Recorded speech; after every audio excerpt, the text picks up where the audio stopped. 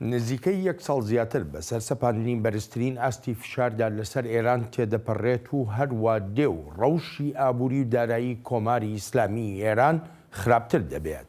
خۆش هاتنەوە بۆ چاوی واشنگتن.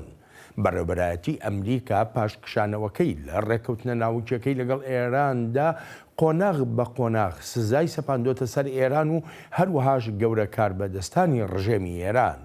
کۆشکی سپی هێشتا چاوەڕوانی بەرەنجام و کاریگەری زیاتری ئەو سزایانەیە. ئێمە 150 میلیارد دلارمان داوە بە ئێران، 1 میلیارد و 800 میلیۆنی پارەی مفت بووە و ئێمەش هیچمان دەست نەکەوت. ئێستا وڵاتێکی جیاوازە، ئەم بەو مانایە نییە هەر ئێستا دێن و هێرش دەکەن، خۆ لەوانەشە و لەوانەش نییە، ئەوە تا پشێوی لە هەموو ئێراندایە. ئێمە سزامان سەپاندە سەریان، قورسترین سزا تا ئێستا سەپێنرا بێتە سەر وڵاتێک، با چاوەڕوان بین بزانین چی ڕوودەدات. دواترین سزای ئەمریکا سەپاندوێتە سەر ئێران ژمارەیەک لە کۆمپانیاکانی هێڵی ئاسمانی ئەو وڵاتەیان گرتووەتەوە وەک هەوڵێکی تر بۆ ڕێگەگرتن لە ئێران لەوەی ببێتە خاوەنی چەکی کۆمەڵکوژی. تا ئەو کاتی ڕەفتارە درەندەکانی ئێران بەردەوام بن، ئەوە ئێمەش بەردەوام دەبین لە هەڵمەتی بەرزترین ئاستی فشار. ئێستاش سزامان خستوەتە سەر 3 کۆمپانیای گواستنەوەی ئێرانی کە یارمەتی ئێرانیان داوە بۆ هاوردەکردنی کەرەسەی بەرنامەکانی چەکی کۆمەڵکوژی. ئەو بەرنامانە هۆکاری لوژدانی پارەی خەڵکی سەرکوتکراوی ئێرانە و هەروەهاش هەوڵی ڕژێمی ئێرانی پێ تۆکمەکراوە بۆ تیرۆر و تۆقاندن لەناو وڵاتەکە و لە سەرانسەری جیهاندا. ئەمریکا سیاسەتێکی تایبەتی هەیە بەرامبەر ئێران و بۆ مەبەستەشە تا خەڵک لەو وڵاتەدا بتوانن ژیانێکی ئاسوودە بژین. بەڵام هێشتا لەناو ئێرانەوە هیچ ئاماژەیەک دەرنەکەوتووە وەک کاربەدەستانی ئەمریکایی دەڵێن تا بزانێ ڕژێمی ئێران شتێکی لە ڕەفتارەکانی خۆی گۆڕیوە. ئەوەی ئێمە داکۆچی لێ دەکەین بۆ ناو کۆماری ئیسلامی ئێران ئەوەیە ڕژێمی ئێران ڕەفتارەکانی خۆی بگۆڕێت، وەک وڵاتێکی ئاسایی ڕەفتار بکات و دەرفەت بدات بە گەلی ئێران تا بتوانن بەشدار بن لە بازرگانی، بتوانن کاروباری خەزانەکانیان بەڕێوە بن، ئازادیی ئاسایی ڕاگەاندنیان هەبێت. ئەمانە ئامانجە هەرە سەرچەکانی سیاسەتەکانی بەڕێوەبەرایەتەکەی ترامپ و بەردەوامیش دەبین لە کارکردن لەسەری. کاتێکیش ئەم ڕاپۆرتانەی ئێستای ئێران دەبینم ئەوەم بیر دەخاتەوە هێشتا کاری ئێمە بە تەواوەتی کۆتایی نهاتوو. هەر چۆنێک بێت بەلای دەسەڵاتدارانی ئێرانیەوە ئەو سیاسەتەی ئەمریکا سیاسەتێکە بۆ ڕوخاندنی ڕژێمی کۆماری ئیسلامی ئێران و بەردەوامیش لە میدیاکانی خۆیانەوە بانگەشە بۆ ئەو لێکدانەوەی خۆیان دەکەن تا پشتیوانی خەڵک لە ناوخۆی ئێراندا بەدەست بێنن. 1 میلیۆن جارم ئەوە وتووە سیاسەتی ئەمریکا گۆڕینی ڕەفتاری ڕژیمی ئێرانە نەک گۆڕینی ڕژیم. هەموو کەسیش ئەوە دەزانێت لیستێکمان هەیە بۆ 12 داواکاری و زۆربەشیان لەسەر بنچینەی بڕیارەکانی ئەنجومەنی ئاسایشی نەتەوەی گرتوەکانن کە بە تێکڕای دەنگ پەسەند کراون و چین و رووسیاش دەنجیان پێداوە. ئەمانە ئەو ڕێو شوێنە نێونەتەوەیانن بەر لە ڕێکەوتنا شکست خواردووە ناوچەکە. ئێمە دەمانەوێت ئەو ڕێو شوێنە نێونەتەوەیانە جێگیر بکەینەوە. ئێران کاریگەری و ڕۆڵی لە ڕووداوەکانی ناوچەکەدا هەیە وەک سووریا، لوبنان، عێراق، یەمەن، بەحرین و بەلای ئەمریکاوە بە تایبەتی ئێران هەوڵی ناسەقامگیری دەدا لە ڕۆژهەڵاتی ناوەڕاستدا. چاوی واشنگتن بۆ ئەم هەفتەیە 2 میوانی هەیە. ئەلیۆرا کادز ئەلێرا نووسەری ڕۆژنامەی وۆڵ ستریت جۆرناڵە و چاودێری کاروباری ئێرانە. هەروەهاش جەیسن برۆدسکی لە ڕێی سکایپەوە لەگەڵ ستۆدیۆی چاوی واشنگتنە. جەیسن بەڕێوەبەری بەشی دانانی ڕێبازە لە نێوەندی یەکگرتو دژ بە ئێرانی ناوکی. ئەلێرا جەیسن زۆر سپاسان دەکەم بۆ ئامادەبوونتان. ئەلێرا لە لای تۆ دەست پێ دەکەم. ئەم سیاسەتی کە ئەمریکا بەرامبەر بە ئێران گرتوویەتە بەر پێت وایە ئەو ئەنجامەی هەتا ئێستا بەدەستێ نابێ کە ئەمریکا دەیخوازێ؟ بەڵێ پێم وایە سیاسەتی بەرزترین ئاستی فشار زۆر بەباشی کاری خۆی دەکات و ئەو کاریگەرانەش لە چەند لایەنێکەوە دەبینین. یەکەم زۆر کەس هەبوون دەیانگوت ئەم سیاسەتە شکست دەهێنێت و دەبێتە مایی پشتیوانی زیاتر بۆ ڕژێمی ئێران دژ بە دوژمنە هاوبەشەکەیان کە ئەمریکایە. بەڵام ڕێک پێچەوانی ئەو بۆچوونەمان بینی و خەڵق هاتنە دەنگ و خۆپشاندانیان کرد و چوونە سەر باڵەخانەکانی حکوومەت و لە دروشمەکانیشدا دەیانگوت کەوا پارەکانمان لە غەزە و لە لوبنان و لە سووریا بچنە دەرەوە و سەنگێکەتان بخەنە سەر خەڵق. جا لەمانەوە دەبینین سزاکان زۆر بەباشی کاری خۆیان کردو و حکوومەتی خستۆتە بەردەم زۆر بڕیاری قورسەوە بۆ نمونە لە بودجەی ساڵی داهاتووی ئێراندا ئەو پارەیە بۆ هێزی بەسیش تەرخان کراوە بۆ بەنیوە کەمکردنەوەیەکی بەرچاو هەیڤ لە بودجەدا ئەمەش ینی ئێران پارەی کەمتری هەیە تا بۆ جموجۆڵەکانی لە ناوچەکەدا دابینی بکات لەسەر و ئەمانەشەوە خۆپشاندانەکانی عێراق و لوبنانمان بینی کە دژی کاریگەریەکانی ئێران بوون لە ناوچەکەدا خەڵق لە ناوچەکەدا بێزارن لە دەستی وەردانەکانی ئێران و ئەو هێرشانەی ئێران کردوونێتە سەر عەرەبستانی سعودیە و وڵاتانی تری کەنداویش پێمان دەڵێن ئێران بە شوێن باڵادەستیدا دەگەڕێت بۆ دانوستاندنەکان دواتریش بڵێم ئەوەیە ئێران نزارزاکە ئازاد دەکات کە هاوڵاتیەکی ئەمریکایی لوبنانیە و دوای ئەویش هاوڵاتیەکی ئەمریکایی کە خوێندکاری دکتۆرایە ئازاد دەکات ئێران لێرەدا یاریەک دەکات تا خۆی لە گرفتەکان دەرباز بکات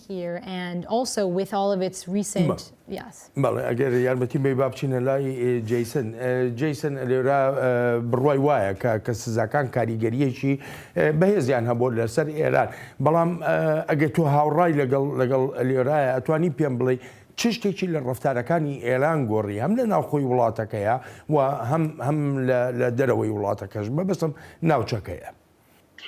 Well, I agree with Eliora in that the sanctions campaign has been effective.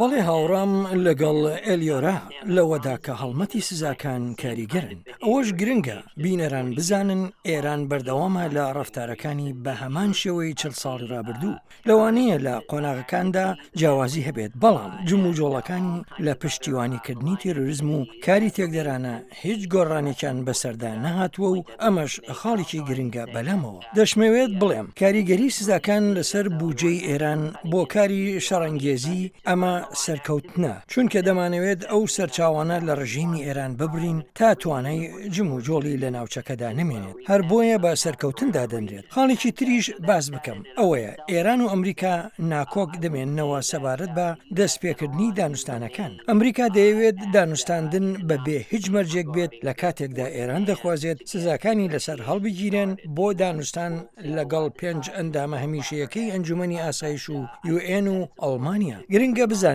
بەڵێ سیاسەتی بەرزترین ئاستی فشار کاریگەری هەبووە دەزانین 7 ساڵی ویست تا ئێران بهێنرێتە سەر مێزی دانوستاندن پاش سزاکانی پێشوو ئێستاش با چاوەڕان بین بزانین لە چەند مانگی داهاتوودا چی ڕوودەدات و ئەڵبەت کاتی دەوێت و لە کۆتاییشدا ئێران هەر دەبێت بگەڕێتەوە سەر مێزی دانوستاندن. باشە جەیسن ئەگەر هاتوو ئەم سزایانە بەو شێوەیە کاریگەریان نەبوو کە ئەمریکا دەیخوازیە چیتر هەیە بەرامبەر بە ئێران ئەمریکا جەخت دەکاتەوە لەوەی نایە ڕژێمی کۆماری ئیسلامی ئێران بگۆڕێ ئەگەر ئەم سزایانە ئەو کاریگەریانیان نەبوو کە هەموو ڕفتارەکانی ئێران بگۆڕێ چی دەبێت؟ بۆ ئێران و ئەمریکاش جارێ یەکەم شت ئەوەیە هەڵمەتی بەرزترین ئاستی فشار لە چەند شتێک پێکاتووە و هەر تەنها سزاکان نییە بەڵکو بریتە لە هێزی لەشکری و هێزی دیپلۆماتی و لە پەراوێزنانی دیپلۆماسیانە پێویستە ئەمریکا تونتر بەرسوی هەوڵە شەڕەنگێزەکانی ئێران بداتەوە وەک ئەو هێرشەی لە مانگی نۆدا کردێ سەر ئارامکۆ یان بێجگە لە سزاکان کەرەستە و کەلوپەلی زیاتری لەشکری بنێرێت بۆ ناوچەکە پێویستە کاردانەوە و ناڕزایی بەهێزتری ئەمریکا ببینین و بژارەی زیاتری ئەمریکا ببینین بۆ بەرەنگاربوونەوە و ڕێگەگرتن لە هەر هەوڵێکی ژێنەرانی زیاتری ئێران لە ناوچەکەدا. لێرە بۆچی ئەمە چاوەڕوانی ئەوە بین ئەو سزایانە بەم شێوەیە کاریگەریان هەبێت کە بتوانین ئێرانێکی جیاوازتر لەم ئێرانی ئێستا ببینین لە کاتێکا بە خۆت دەزانی ئەزمموی سزاکان نەیانتوانیەوە هیچ ڕژێمێک لەو شوێنەدا بگۆڕن یاخو لەو ناوچەیەدا ڕژێمێک بتوانێت پێداچوونەوە بە هەموو سیاسەتەکانی خۆیان بکات بەستەنها لە ڕێی سەپاندنی سزاوە. بەڵێ تۆژینەوەکان نیشانی داوە کە ئابووری کاریگەری زیاتری هەیە بەسەر وڵاتانی جیهان و بەسەر سیستەمی نێونەتەوەییەوە ئێران دەخوازێت بازرگانی بکات لەگەڵ ئەوروپا وڵاتانی تری جیهانیشدا پێشم وایە ئەم سزایانە وەها دەکەن ئێران بگەڕێتەوە سەرمێزی دانوستاندن و و لە ئەزمموی پێشتریشدا بینیمان چۆن گەمارۆکان ئێرانیان هێنایە سەرمێزی دانوستان یانی کە پێشتر سزا کاری خۆی کردبێت ئیتر ئیستا هیچ هۆکارێک نبینم و بڵێم ئەم سزایانە کاریگەریان نابێت. من دەگەڕێمەوە وڵاتان هەڵبەتە ئەم سزایانە بە خۆ دەزانی کاریگەریەکی زۆری هەبووە لەسەر ناوخۆی ئێرانە و خۆپیشاندانەکان با بزانین ڕژێمی کۆماری ئیسلامی ئێران چۆن سەر و سەودا لەگەڵ ئەم دۆسەیەدا دەکات. بەهۆی دەڕمانە ئابوووریەکانی ئێرانەوە گوزەرانی خەڵک هێندەی تر خراپ بووە. خەڵک کاردانەوەیان هەبووە و گەورە ڕێبەرانی ئێران ئەو کاردانەوەیە بە چەتەگەرایی ناودێر دەکەن. کاربەدەستانی ئەم وڵاتە کۆبوونەتەوە و بڕیاری خۆیان بوو ئەم وڵاتە داوە لەسەر بنچینی هەڵسەنگاندنی پسپۆڕان هاوکات دەبێت ئەو بڕیارە جێبەجێ بکرێت ئاگر تێبەردانی بانکێک کارێک نییە خەڵک کردبێتی کارێکە چەتەکان دەیکەن ئەو جۆرە کارە نایاساییانە هیچ کێشەیەک چارەسەر ناکات بەڵکو ڕەوشێکی ناجێگیر زیاد دەکاتە سەر کێشەکانی دیکە نەبوونی ئاسایش کارەساتێکی دیکەیە بۆ هەموو وڵاتێک و بۆ هەموو کۆمەڵگەیەکیش ئەمەژەوەیە چەتەکان بۆی دەگەڕێن. گەورە ڕێبەرانی ئێران هەر شتێک لە ناو وڵاتەکەیاندا ڕووبدا بێ سێودووکردن دەیبەستنەوە بە وڵاتانی ترەوە و بە هەوڵی وڵاتانی تریشی دادەنێن. توطئه عمیق وسیع ئەمە پلانێکی قوڵ و هەمەلایەن و مەترسیدار بوو خەرجی و هەوڵدانێکی زۆر کەوت لەسەر ئەمریکیەکان ویستیان دەرفەتێک بقۆزنەوە تا ئەو هەنگاوە بنێن کە کارێکی وێرانکردن و ئاوردانەوەیەکی مەمەبەست و تێکدەرانە بوو بە بیانووی بەرزکردنەوەی نرخی سوتەمەنی وایان دەزانی دەرفەتەکەیان دۆزیوەتەوە و هێرشیان هێنا بەڵام خەڵک ئەو هەنگاوەی لە ناو برد. کاریگەریەکانی ئەو سزایانەی سەر ئێران هێندە گەورن و بە ئەندازەیەکە بودجەی ساڵی 2020 ئێران لەسەر بنچینەی بەرەنگاربوونەوەی سزاکان دادەنرێ. بودجەکەمان لەسەر بنچینەی ئەو بەرزترین ئاستی فشار و سزایانە دانراوە کە ئەمریکا سەپاندوویەتی بەسەرماندا. ئەمە بەومانایە نییە حکوومەت هەنگاوی تر نانێت بەڵام بودجەی ساڵی داهاتوو لەسەر ئەو بنچینەیە دانراوە تا جێبەجێ بکرێت. لەگەڵ شەپۆلی ناڕزاییەکانی خەڵکو لەگەڵ هەروە دێ و دابەزینی زیاتری نرخی دراوی ئێرانی و لەگەڵ سەرکوتکردنەکانی گەلانی ئێراندا ڕێبەرانی کۆماری ئیسلامی هێشتاش پەیمان بە خەڵکی ئێران دەدەن. دەزانین لە ژێرباری ئەم ڕەوشی سزایانەدا خەڵک لە بارێکی قورسدا دەزانین توانایی کڕینیان کەم بووتەوە دەزانین هەناردا هاوردە و گواستنەوەی پارەکانمان و دراوەکەمان ڕوبەڕووی سەختی و کێشەی زۆر بوونەتەوە هەمومان دەزانین ڕوبەڕووی کێشەی زۆر دەبینەوە بۆ هەناردەکردنی نەوتی خاو هەر چۆنێک بێت هەوڵەکانمان بۆ کەمکردنەوەی ئاستی بارگرانی ژیانی خەڵکە. هەر چۆنێک بێ بەلای شیکەرەوە پێ ناچێت ئێرانیەکان گۆڕانێک لە سیاسەتەکانی خۆیاندا بێنە ئاراوە و بەردەوامیش دەبن لەسەر ئەو پەیمانانەی زیاتر لە 40 ساڵە بە خەڵکی ئێرانی دەدەن. مەگەر بڵێم دارمانێکی گەورە و سەرەکی ڕوو بدات دەنا هەر درێژە بە هەماش دەدەن ئەوەش کە دەشێر بیکەین پاش ئەوەی هەموو کەس زیانی لێ دەکەوێت ئەوەیە بێن و بڵێن باشەوە نیوەی ئەو بڕەپارەیە زیاد دەکەین یان چارەگێکی ئەو زیادکردنا دەهێلینەوە یانیش لەوانەیە لە ناوخۆیاندا بڵێن سەر لە نوێ لێی دەکۆڵینەوە و تاوتوێی ڕێگەیەکی تری دەکەین بۆ مانەوەی فشاری ئابووری لەسەر خەڵکو و ئەو جاش خۆیان چیان دەوێت بیکەن. جیسن بەڕای تۆ ئێران هیچ ئەڵتەرناتیڤێکی تری هەیە بێژگەلەوەی کە ئەو 12 خاڵەی ئەمریکا بۆی دیار کردووە جێبەجێیان بکە هیچ ئەڵتەرناتیڤێکی تر هەیە بەڕای تۆ؟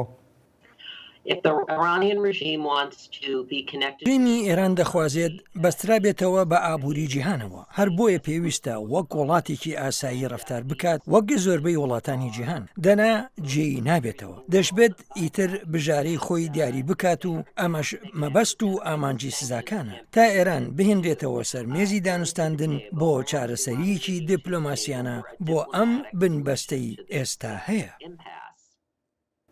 لێرە بەڕای تۆ وەکو لە سەرەتای بەرنامەشە ئاماژە پێکرد کە مەسلەی بودجە بۆ بە بەشێکی گرنگ ئەمڕۆ لە بەتایبەتی و بەبەستنەوە بە کاریگەری سزاکان رووسیا چین بەڕای تۆ ئەتوانن یارمەتی ئێران بدەن لەوەی کە ئابوووریەکەی بە تەواوەتی دانەڕمێ؟ That is a very good question. Just ئەمە پرسیارێکی زۆر باشە. هەر لە ماوەی ڕابردوودا ئێران ڕایگەاند گوایە رووسیا 5 میلیارد دلار قەرز دەدات بە ئێران، بەڵام نەمان بیستوە رووسیا ئەوە پشتڕاست بکاتەوە.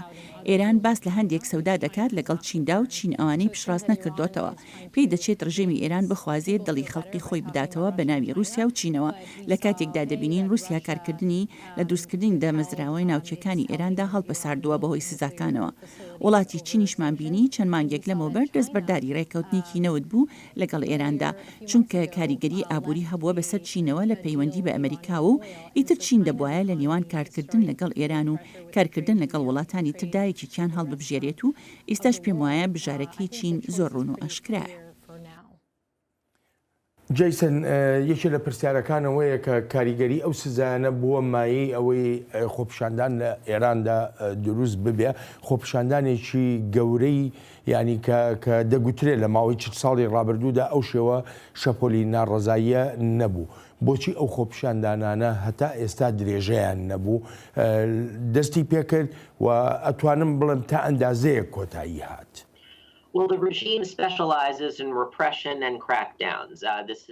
تایبەتمەندێتی ڕژێمی ئێران لە سەرکوتکردن و پێشێلکردنەکاندایە، هەر ئاوەهاش لە ڕابردوودا کۆنتترۆلی خۆپیشاندانەکانی کردووە. ئەوەی ئەم جارە جیا دەکاتەوە داخستنی ئینتەرنێت و تۆڕەکانی پەیوەندیە و هەروەهاش ئەو توندوتیژیە لە ڕادەبەدەرەی ڕژێم بەکاری هێنا دژ بە خۆپیشاندەران. جا ئەوەیە کە ڕژێمی ئێران تایبەتمەندە لە شێوازەکانی سەرکوتکردندا. هەر ئەوە ژوای کرد قاسم سلێمانی بنێردرێت بۆ عێراق بۆ سەرکوتکردنی خۆپیشاندانەکانی ئەوێ. ئێران هەر سیاسەتی سەرکوتکردن و کوشتن و برینی هەیە. ئەمە سیاسەتی 40 ساڵی تەمەنی کۆماری ئیسلامی ئێرانە و ئەوەی بیری لێ نەکاتەوە بەرژەوەندەکانی گەلی ئێرانە. هەر بۆیەشە ناتوانێت چارەسەرێکی درێژخایان بدۆزێتەوە بۆ داواکانی گەلی ئێران. بەڵام جیسن خاڵەکەی من حەزەکەم ئاماژەی پێ بکەم لە ساڵی 1970 کە گەلانی ئێران هەڵسان دژی شاهنشای ئێران ڕژەمی ئەو کاتەی ئێران ئەو کاتە ئینتەرنێت لە ئارادا نەبوو. یەکێ لە خاڵەکانی کە وەرچەرخانی تیادا دروست کرد ئەوە بوو لەشکری ئێران دایە پاڵ خۆپیشاندەران. بۆ ئێستا پێ دوایە لەشکر بداتە پاڵ خۆپیشاندەران ئەگەر بێت و مەسەلەی خۆپیشاندانەکان زیاتر پەرەپسەنن؟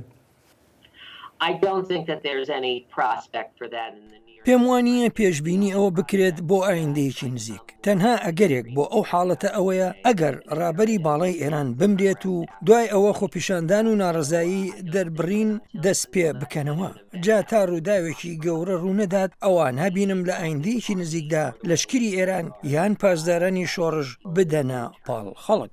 ئەلێرە تۆ ڕاچیە پێ دوایە لەشکری ئێران لەگەڵ خەڵکا بێ؟ دەبێت بڵێن بەداخەوە هاوڕام لەگەڵ جەیسن. وەک دەزانیت لەشکری ئێران هەیە و هەروەها پاسدارانیش هەیە و هێزی قودسیش هەیە لە دەرەوە و بەسیجیش لە ناوڵاتەکەدا. بەداخەوە لە وتەی ئاڵۆزەکانی 2009 لە ئێران ڕابەری باڵای دەسەڵاتی زیاتری داوا بە پاسداران و زیاتریش ڕادیکاڵیکردن. جا بە سیرکردنی ئەم شتانە ناوەهای نابینم بدەنە پاڵ خەڵق تا ئەو کاتی ڕابەری باڵای ئیستای ئێران لە ژیاندا بێت. نەبوونی ڕێبەرایەتیەک بە تایبەتی بۆ ئەو خۆپیشاندانەی دوایی ئەمە کاریگەری هەیە بەسەر ئایندەی خۆپیشاندان یا شەپۆلی ناڕزایی دەربڕین لە ئێراندا؟ بڵێ ئەلبەتە ئەمە هەم باشیشە و هەمیش خراپ. باش چونکە دەرفەتێکە تا بە شێوەیەکی ئۆرگانی گەشە بکات و هەروەها سەرکوتکردنی لەلایەن حکوومەتەوە قورستر دەکات. مەبەستم سەرکوتکردنی ڕێبەرەکانیەتی. ئەگەر ڕێبەرێکی هەبێت ئەوە حکوومەت هەوڵی لە ناوبردننی دەدات و تەواو. بەڵام ئەگەر شەپۆلەکە بەردەوام بوو ئەوە قورسترە بۆ حکوومەت سەرکوتکردنەکانی خۆی بکات. ئەگەر ڕێبەرێکی ئۆپۆزیسیۆنت هەبێت و هاوڕایی لەسەر بێت و هێزەکان کۆبکاتەوە و یارمەتی دەربێت بۆ ڕەخساندنی ڕوانینێک، ئەوە شتێکی باش دەبێت. ئەوەی خەڵق دەیەوێت بە گشتی گۆڕینی ڕژێمە دەیانەوێت شتێکی جیاواز ببینن، بەڵام ئایا ڕۆژی دواتر چیان دەوێت؟ ئەمەیان ڕوون نییە. لە 1970دا خۆمینی لیستێکی درێژی و گەورەی داواکاری هەبوو و ئەمەش پەرەسەندنە گەورەکەی شۆڕشی خەڵقی بە دوای خۆیدا هێنا بۆ دۆسەی ئیستا ڕۆژەکە قورسە. ئێران بەردەوام دەخوازێ ئەوروپاییەکان بخاتە ژێر فشارەوە. ئەمەش وەک هەوڵێک تا کاریگەری ئەو سزایانەی سەپێنراونەتە سەری کەم بکاتەوە. هەر بۆیەشە هەڕەشەی دەستکردنەوە بە پیتانی یۆرانیۆم دەکات. دەزانی چی؟ هەرگیز نابێت چەکی ناوەکیان پێ بدەیت، هەرگیز ناتوانین ئەوە بکەین، هەرگیز ئەوە ڕوونادات. بەڵام لەوانەیە بگەینە سەودایەک لەگەڵ ئێراندا. ڕژیمی ئێران بۆ توندوتیژی و ئاژاوە و گێرەشێوێنی لە سەرانسەری ناوچەکەدا دارایی دابین دەکات.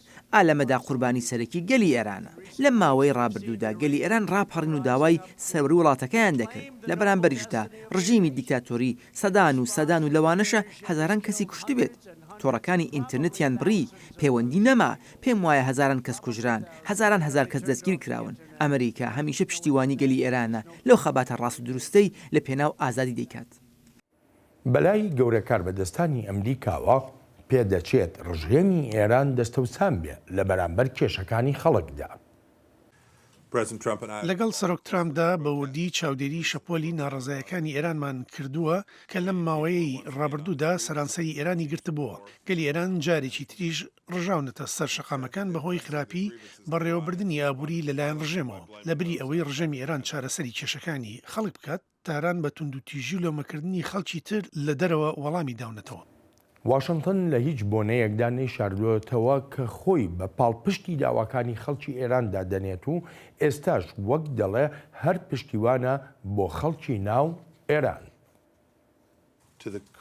بۆ ئازایەتی و بوێری گەلی ئێران کە بێدەنگی ڕەت دەکەنەوە بەرامبەر 40 ساڵەی فەرمانڕەوایەتی ڕژێمی ئێران بە کورتی پێیان دەڵێم ئەمریکا گوێی لێتانە، پشتیوانیتان دەکەین و بەردەوامیش دەبین لە پشتیوانیمان بۆتان لەو خەباتەی دەیکەن لە پێناو ئایندەیەکی گەشت بۆ گەلی خۆتان و بۆ وڵاتە مەزنەکەشتان. ئەگەرچی ڕژێمی ئێران هاوکات شەپۆلی ناڕزاییەکانی ئەم دواییە تۆڕەکانی ئینتەرنێتی بڕی و کۆتوبەندێکی زۆریشی خستە سەر گواستنەوەی هەواڵەکان، بەڵام لەگەڵ هەموو ئەو هەوڵانەی تاراندا هێشتاش زانیاریەکان دەگەیشتنە نێوەندەکانی واشنگتن. دەزانین کە ئێران ڕوبەڕووی کوشندەترین ئاڵۆزی سیاسی بۆتەوە لە مێژووی 40 ساڵی ڕابردووی کۆماری ئیسلامیدا. ئێمەش پشتیوانی لە گەلی ئێران دەکەین. ڕژیمی ئێران نزیەکەی 1000 کەسی کوشتووە. ڕێبەری باڵای ئێران بە گەلی خۆی دەڵێت چەتە. ئێستا ڕژیم بازنەی پشتیوانی لە سیاسەتی شۆڕشەکەی لەدەستداوە. بەهۆی بەکارهێنانی هێزی درەندانە لە دەسەڵاتدا ماوە. تا دەزانین ئەوەی گەلی ئێران داوای دەکات، هەمان ئەو شتانەن ئێمە و وڵاتانی تریش داوای دەکەین. بەسە لانگرەکانتان بخەنە پێشگەلەوە. گەلی ئێران ژیانێکی باشتری دەوێت و بێزار بوون لەوەی هەموو پارەکانیان لە شەڕی بیانیدا خەرج بکرێت.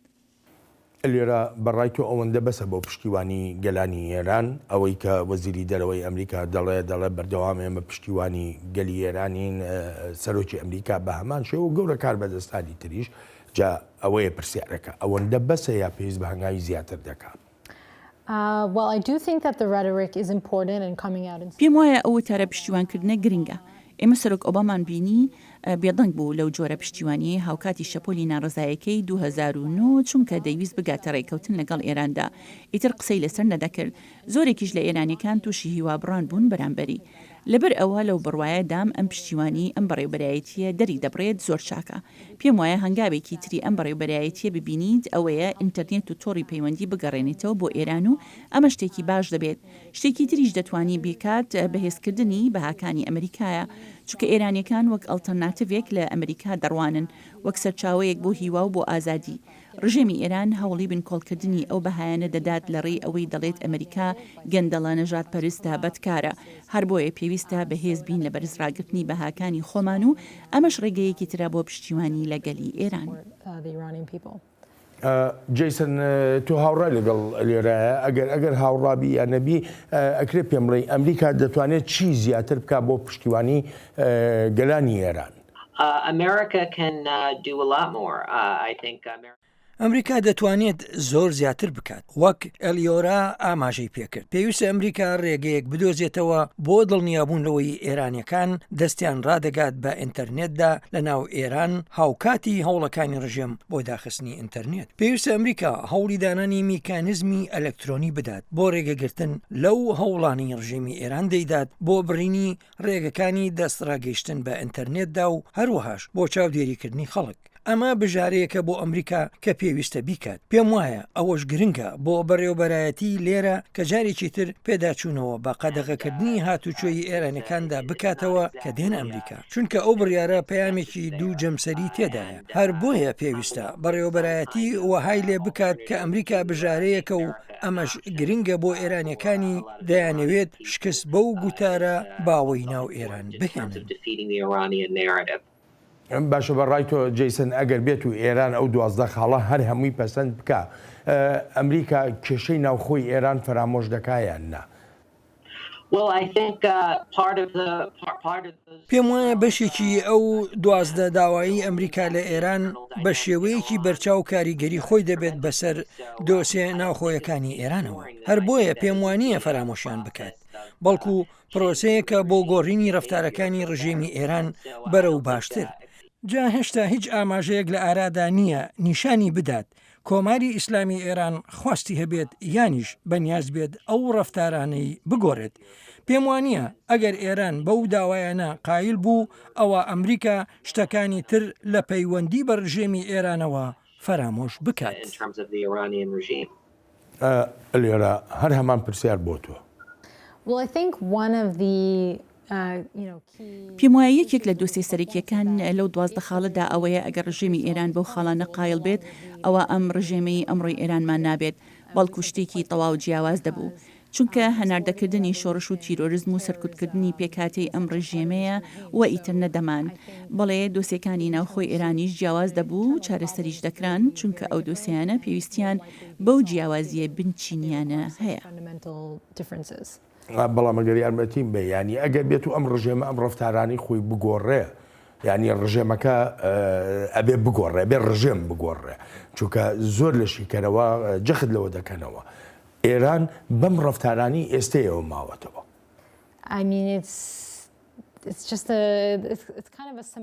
ئەمە پرسێکی گریمانیە، چی دەیکاتەوە بە هەمان ڕژێم؟ ئەگەر سەرکوتکاران بێت و بڕوای بە هەناردەکردنی شۆڕش هەبێت و یاسا و ڕێساکانی شۆڕش لە ناو خۆدا بسەپێنێت، ئەوە ینی هەمان ڕژێمە و ئەگەریش قایل بوو بۆ خاڵانە ئەوە ینی ڕژێمێکی ترە. پێم وایە نابێت هێندە جەخت لەو گریمانانە بکەینەوە و پێویستە زیاتر سەنگی بخینە سەر ڕەفتارەکانی ڕژێم، چونکە ئەم بەڕێوەبەرایەتیە داوای گۆڕینی ڕژێم ناکات، بەڵکو داوای گۆڕینی ڕەفتارەکانی ڕژێم دەکات. جا چۆن پێناسەی ڕژێم دەکەین ئەمەیان بابەتێکی ترە، هەر بۆیە پێویستە سەنگی بخینە سەر ڕەفتارەکانی ڕژێم. دەگەڕێمەوە بۆ لاتان. ئێران مەترسیە بۆ سەر وڵاتانی ناوچەکە، بۆ وڵاتێکی وەک ئیسرائیل سیاسەتەکانی تاران هەڕەشە و مەترسیەکی گەورەن بۆ ئایندەی دەوڵەتی جوو، هەروەهاش بۆ سەر ئاسایشی نیشتیمانی ئیسرائیل. یەکەم بابەت باسی دەکەم ئێرانە، دووهەم بابەتیشم هەر ئێرانە و سێهەمیش هەر بە هەمان شێوە ئێرانە و بەردەوامیش دەبن. بەڵام پێشم وایە ئێمە بەخت یاوەرمان بووە کە سەرۆک ترامپ سیاسەتێکی جێگیری هەیە بۆ فشارخستنە سەر ئێران. تا ئێستا کە قسە دەکەین ئێران هەروە دێ و شەڕەنجێزیەکانی خۆی زیاتر دەکات لە ناوچەکەدا. تاران دەیەوێت زەمینە بۆ هێرشی دژی ئێمە بڕەخسێنێت لە ئێرانەوە و لە عێراقیشەوە. ئەلبەتە و جۆرە مەترسیانە هەر تەنها بۆ ئیسرائیل نییە، بەڵکو وڵاتانی عەرەبی کەنداویش دەگرێتەوە، وەلێ لەگەڵ ئەو نیگەرانیانەی وڵاتانی ناوچەکەدا تاران زوو باز لە پرۆژەی ئاشتی و پێکەوە ژیانێکی ئاشتیانە دەکا لە ناوچەکەدا. بەڕاستی ئەو پرۆژەی ئێران شایستەی هیچ کاردانەوەیەک نییە، بەر لەوەی ئێرانیەکان پێشنیازی بیرۆکەی هێنانە ئارای ئاشتی بکەن لە ناوچەکەدا. پێویستە یەکەم شت ڕەفتارەکانی خۆیان بگۆڕن. ئێرانیەکان هێرش دەکەنە سەر کەشتەکان لە کەنداودا، چەک دەدەن بە میلیشیاکان، دارایی بۆ تیرۆریزم دابین دەکەن، بەردەوامن لە ناسەخامگیرکردنی وڵاتانی ناوچەکەدا. جاکەی ئێرانیەکان ئەو ڕەفتارانی خۆیان گۆڕی، ئەوە لەوانەیە ئەو پێشنیازە تاوتۆ بکرێت، بەڵام ئێستا زۆر زووە پێشنیازی ئاوەها بکەن. بەلای بەڕێوەبەرایەتیەوە ئەو مەترسیانە جێی سەرنج و بایەخێکی تایبەت و لەو بڕوایشدایە پێویستە ئەو پەیمانەکانی ئەمریکاش بێنە ڕیزەوە لەو ڕوانگەیەوەی ناکرێ ئایندەی ناوچەکە و چارەنووسی خەڵکی ئێرانیش بە فەرامۆشکراوی بهێڵڕێتەوە. جا ئێمە لەسەر ئەم ڕەوشە و توێژمان لەگەڵ هاوبەشە ئەوروپایەکانماندا کردووە، هەروەهاش سەبارەت بەوەی چۆن دەتوانین پێکەوە هەرچیەکی بتوانین بیکەین تا دەرفەت بڕەخسێت بۆ ئەو خەڵکە کە زۆر بە سادەیی ئازادیان دەوێت و هەروەهاش دەرفەتی ژیانێکی ئاسایی. بێگومان هەر ئەو ڕەوشەشە وەهای کردووە دۆسەی سەقامگیری و ئاشتی لە ڕۆژهەڵاتی ناوەڕاستدا بێتە دۆسەی سەرەکی لە نێوان سەرۆک ترامپ و وەزیری دەرەوەی ئەمریکادا. لە هەموو کۆبوونەوەیەکدا لەگەڵ سەرۆکترامدا یەکێک لە دۆسەی سەرەکیەکان بریتی بوو لە چۆنەتی سەقامگیرکردنی ڕۆژهەڵاتی ناوەڕاست لە کاتێکدا خۆپشاندانی دژە ئێران هەیە لە بەغدا، ناڕزایی دژە ئێران هەیە لە بەیروت. هەمووشمان دەزانین لە ناو خودی ئێرانیشدا چی ڕوودەدات. ئەوانە خەڵکانێکن ئازادیان دەوێت و ژیانێکی ئاسوودەیش. دەزانن مەترسیەکان لەو گەندەڵکارانەوەن کە فەرمانڕەوایەتی ئێران دەکەن. ئێران لە هەر بۆنەیەکدا بوو بێ نیازی خۆی بەرامبەر بە وڵاتە نەیارەکانی نەشاردوێتەوە و لەو بۆنانەشدا هەڕەشەکانی خۆی دووبارە کردوێتەوە. ئەمریکا و ئیسرائیل و عەرەبستانی سعودی ئاگادار دەکەمەوە ئێوە لە مەیدان تا ئێمەتان تاقی کردوێتەوە و گورزێکی تون دراوە بەڕووتاندا و نەشتوانتوانی وەڵام بدەنەوە. جاگەر ئێوە هێڵی سوور ببەزێنن ئەوان لە ناوتان دەبین. جیسن وەکو دەزانین ئێران بەردەوام هەڕەشە و مەترسیە لەسەر سەقامگیری ڕۆژهەڵاتی ناوەڕاست و هەروەها لەسەر ئاسایشی نیشتیمانی وڵاتەکان. ئەم وڵاتانە ئەگەر شتێک هاوبەشە بێت لە نێوانیاندا ئەو نیگەرانیانەیە کە بەرامبەر بە ئێران هەیەە. بۆچی هەتا ئێستا ئەم وڵاتانە نەیانتوانیوە هێزێکی بەرەنگاربوونەوەی ئێران بۆ خۆیان دروستکەن؟ پێم وایە هەندێک وەرچەرخان هەن لەم ماوەی ڕابردوودا بینیمانن لە ڕۆژهەڵاتی ناوەڕاستدا. هەروادێ و پەیوەندیکردنی ئاشکرای نێوان عەرەبستانی سعودیە و ئیسرائیل زیاد بووە. لە نێوان ئیسرائیل و بەحرینیشدا بە هەمان شێوە بە ئاشکرایی لەگەڵ ئیسرائیلدایە. جا ئەم وەرچەرخانانەمان بینیون و ئەمەش پەرەسەندنێکی گەورەیە لە ڕۆژهەڵاتی ناوەڕاستدا. ئێستا بەحرین بەشێکە لە بەرنامەی پەرەپێدانی ئاسایشی ئەمریکادا. عەرەبستانی سعودیە و میرنشینە یەکگرتوەکان و ئیسرائیلیش بەشدارن لەو پرۆژەیەدا. بەرژەوەندی هاوبەشەکان خەریکە پێکەوە کۆ دەبنەوە. ئەلبەتە ئەمریکاش سوود لەم دەرفەتە وەردەگرێت و زەمینە دەڕەخسێنێت بۆ ئایندەیەکی ئاسایش و پارێزراوە. بەڵام جیسن ئەیانی ئەو وەرچەرخانەی کە تۆ باسیەکەی لە پەیوەندیەکاندا بەسن بۆ ئەوەی کە هەڕەشە و مەترسیەکانی ئێران بوەستێنن؟ Yes, because there's a commonality of interest first of all. بەڵێ چونکە بەرژەوەندی هاوبەشن. خاڵی دووهەمیژەوەیە کە پێویستە ئەو بەرژەوەندیانە لەگەڵ ئەوروپادا پێکەوە گرێ بدرێنەوە. دەزانین ئەوروپایەکان دەیانەوێت درێژە بە ڕێکەوتنە ناوچەکە بدەن. لەبەر ئەوە دەبینیت کە دوو سیاسەتی جیاوازت هەن لێرەدا و ئیدی پێویستە ئەمریکا و ئەوروپا کار لەسەر نزیکردنەوەی سیاسەتەکانی خۆیان بکەن کە بەرامبەر ئێران هەیەە.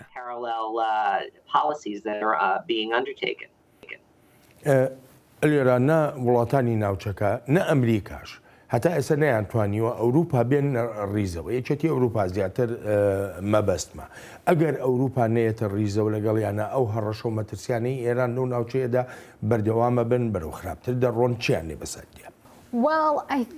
پێم وایە لە ئێستادا سەرەتای گۆڕانکاریەک دەبینین. ئەوروپامان بینی کە ئێران بەرپرسیار دەزانێت بۆ هێرشانی کرانە سەر دامەزراوەکانی ئارامکۆ لە عەرەبستانی سعودیە و ئەوەشمان بینی کاربدەستانی ئەوروپایی ئاڵوگۆڕێکیان کرد لەو میکانیزمی پارەدانە بە ئێران بەهۆی پێشێلکاریە ناوچیەکانی ئێرانەوە. بەڵێ هەندێک گۆڕانکاری باشیش لە ئەوروپادا بینراوە بەهۆی سیاسەتە شەڕانگێزەکانی ئێرانەوە. تاران بەرپرسیار دەکات و بە بێگومانیش ئەگەر شتەکان زیاتر بە ئاراستەی پێچەوانەدا بڕۆن ئەوە دەبینی ئەوروپا دێتە ڕیزی ئەمریکا و هاوپەیمانەکانیشەوە و لە سیاسەتەکانیدا بەرامبەر بە ئێران. زۆر بە کورتی پێم بڵێ ئەوروپا دەستبەرداری بەرژەوەندی ئابوووریەکانی خۆیە بێ لە پێناو ئەوەی ڕێ لە ئێران بگرێ؟ نا بە دڵنیاییەوە نا. چونکە ئەگەر ئەوروپا بکەوێتە ئەو بارەی لە نێوان بەشداری لە سیستەمی دارایی ئەمریکایان ئێراندا بەبێ هیچ گومانێک ئەوەیە ئەمریکا هەڵدەبژێرێت. وەک باسم کرد ئەوەشمان لە ئاڵوگۆڕەکەدا بینی کە لە سیستەمی پارەدان بە ئێران کرا و دەبینین دوا دەخرێت و بە باشی کار ناکات. هەر بۆیشە ئێران دەبینین لەو دۆسەیەدا دووچاری دڵڕاوکێ بووە. ئێران بە دەستێوەردان ناسراوە لە وڵاتانی ناوچەکەدا، بەڵام هەر شتێکی بۆ خۆی نەیخوازێ بە دەستێوەردان لە کاروباری ئێراندا دایدەنێت. ئێمە ئەو پشتیوانەی خۆپیشاندەرانی ئیرانی دەکرێت لەلایەن ئەمریکایەکانەوە بە دەستێوەردانی کاروباری ناوخۆیی ئیرانی دادەنێن و بەشێکێشن لە سیاسەتی شەڕانگیزی و بەرزترین ئاسیە فشاردا کە کاربەدەستانی ئەمریکایی گرتویانەتە بەر. وەزارەتی دەرەوەی ئێران وها خۆی ناودێر دەکا کە بە تەنگ مافەکانی خەڵکەوەیە. بەڵام تا ئێستاشی لەگەڵدا بێ هیچ لێدوانێکی نەداوە سەبارەت بە خوێنڕشتنی خەڵکی ئێران یان ئەو سەرکوتکاریانەی بەرامبەر گەلانی ئێران دەکرێن. حق قانونی مردم ما ئێمە دان دەنێن بە مافی خەڵکدا بۆ خۆپیشاندان هەموو کەسێک دەتوانێت لە چوارچێوەی یاسادا ناڕزایی خۆی دەرببڕێت و قسەی خۆی هەبێت بەڵام ئاژا و دەستێوەردانی دەرەکی و سوودوەرگرتن لە ڕەوشەکە زۆر بەتوندی ئیدانەی دەکەین و ڕۆتیشی دەکەینەوە. بەلای شیکەرەوە ئەوەی ئێران دەیکات دابشکردنی کۆمەڵگەی وڵاتەکەیە لە ڕێی بەکارهێنانی سیاسەتی پێدانی موچەی زیاد لە پێویست و بەکارهێنانی پارە بۆ هاندانی خەڵک تا بچنە ناو ڕیزەکانی هێزە ئاسایشیەکانی ئێرانەوە. چونکە ئەو خەڵکەی چەکیان پێیە ئەو خەڵکە لە گرتوخانەکان کار دەکەن و ئەو خەڵکانەی لەگەڵ دەستگا هەواڵگیرەکاندا کار دەکەن موچەیەکی باشیان هەیە هەروەها گوزەرانیان باشە بەهۆی ئەو شێوازە سیستەمەی بەڕێوەبردنەی لە ئێران دانراوە جا ئەوانەی ئەرکەکەیان سەرکوتکردنی خەڵکی ترە بەڕاستی گومانم هەیە لەوەی 100% کە ژمارەیان ڕاستەقی نەبێت ئەوانە بەلایەنەوە گرنگ نییە 100 کەس یان 10,000 کەس بکوژن. لێرە بەڕای تۆ ئێران چەند سەرکەوتوو بۆ ڕژێمی ئێران لەوەی کۆمەڵگەی ئێرانی دابەش بکە بەسەر ئەوەی کە زیاتر بەرەو لای خۆی ڕابکێشێ. بەڵێ ئەوەی لە شەپۆلی ناڕزایەکاندا بینیمان شتێکی جیاواز بوو ئێران بەرزکردنەوەی نرخی بنزینی ڕاگەیاند وەک دەڵێت لە پێناو ئەو خێزانانەی داهاتیان کەمە بەڵام لە بڕی ئەوەی ئێرانیەکان بۆ بڕیارە خۆشحاڵ بن وەک بینیمان ناڕزاییان دەربڕی بەرامبەر بە ڕژێم هەر بۆیە ڕژێمی ئێران لەو هەوڵەدا سەرکەوتوو نەبووە خەڵق دژی ڕژێم و جمجۆڵەکانی ڕژێم ڕژانە سەر شەقامەکان تەنانەت کە ڕژێمی ئێران هەوڵیدا خەڵق بێنێتە ڕیزی خۆی لە ڕێی پارە پێدانەوە بەڵام خەڵق هەر دژی وەستایەوە لە سەرانسەری ئێراندا لە تارانەوە بۆ شارۆچکەکانی چریش بەگشتی ئێرانەکان هاو هەڵوێستن دژی ڕژێمی ئێران تەنها ئەوانە نەبن کە سوودێکی زۆریان لە ڕژێم بینیوە و دەستیان هەیە لە سەرکوتکردنەکاندا یانیش ئەوانەی نزیکن لە ئۆفیسی ڕابەری شۆڕشی ئیسلامیەوە. جیسن هاوڕای لەگەڵ لێرایە ئێرانیەکان ڕژێمی ئێرانی توانیوێتی ئەو دابشکردنە لەناو کۆمەڵگەی ئێرانیدا دروست بکە بەڕای تۆ ئەمە چەند کاریگەری دەبێت بەسەر ئایندەی ئێران خۆیەوە. پێم وایە لێرەدا مەترسیەکی ڕاستەقینە بۆ سەر ڕژێم هەیە چونکە وهای پێشبینی دەکرد لە هەڵبژاردنەکەی مانگی دوی پەرلەمانی ئێراندا بەشداریەکی کەم هەبێت ئەمەش بێگومان نیشانەی بەرزترین ئاستی بێزاری خەڵکە لە بەرامبەر هەموو بژارەکانیاندا چونکە هەم ریفۆرمستیەکان و هەمیش توندڕەوانی ئێران هیچیان بۆ ئێرانەکان نەکردووە ئێرانەکان جیاوازیەکی ئەو تۆ لە نێوان ئێرانی ئەحمەدی نەژاد و ئێرانی ڕۆحانیدا نابینن دەزانین کە هەروە دێ و بێزاری خەڵک زیاد دەکات و ئەمەش وەها دەکات خەڵک بە ڕێژەیەکی کەمتر بەشداری لە هەڵبژاردنەکانی ئێراندا بکەن. پرسیارێکی تر زۆر بە خێرایی پێم بڵێ ئێران چەندی تر دەتوانێت بەرگەی ئەم سزایانە بگرێ.